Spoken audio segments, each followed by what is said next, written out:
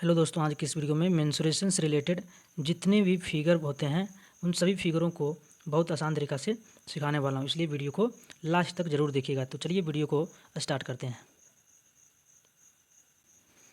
देखिए, एक number figure को हमें पहचानना है। तो समान भुजाओं से घिरी हुई आकृति को हम क्या कहते हैं?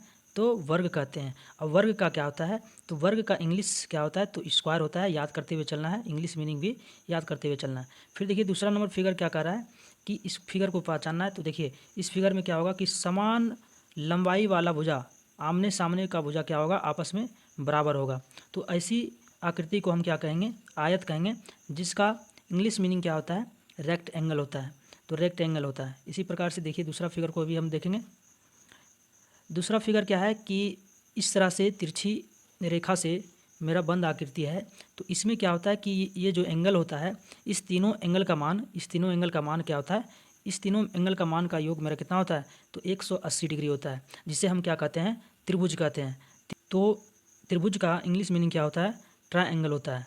इसी प्रकार से देखिए इसमें भी क्या हो रहा है कि त्रिभुज के जैसा ही समान भुजा से इस मेरा बना हुआ है, लेकिन इसमें क्या हुआ है कि नीचे में जो है वृत्त मेरा लगा हुआ है। तो इस तरह के आकृति को हम क्या कहेंगे? शंकु कहेंगे। और शंकु का इंग्लिश मीनिंग क्या होता है? तो कौन होता है?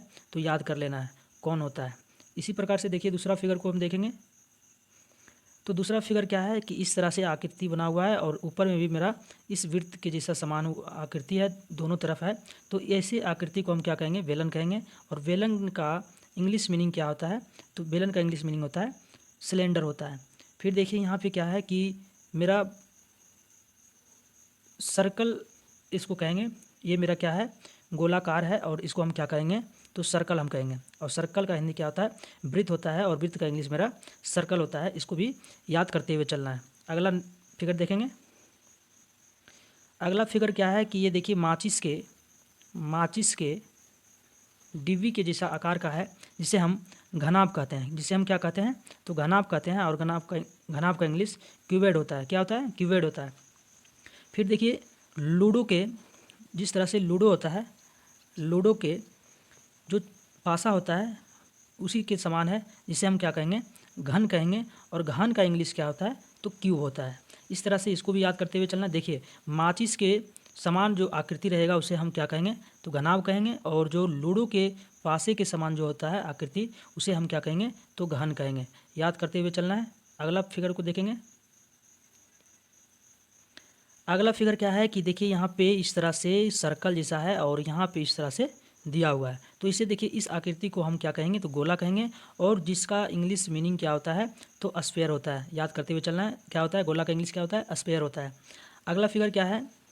अगला फिगर क्या है कि एक सरल रेखा में जैसी एक रेखा है, जिसे हम क्या कहेंगे? रेखा कहते हैं। और ये सरल तरीका से सीधी रेखा में गमन करता है, जिसे हम इंग्लिश में वेक्टर कहते हैं। तो वेक्टर का हिंदी क्या होता है? रेखा होता है। तो इसी प्रकार से आप सभी को याद करते हुए चलना है।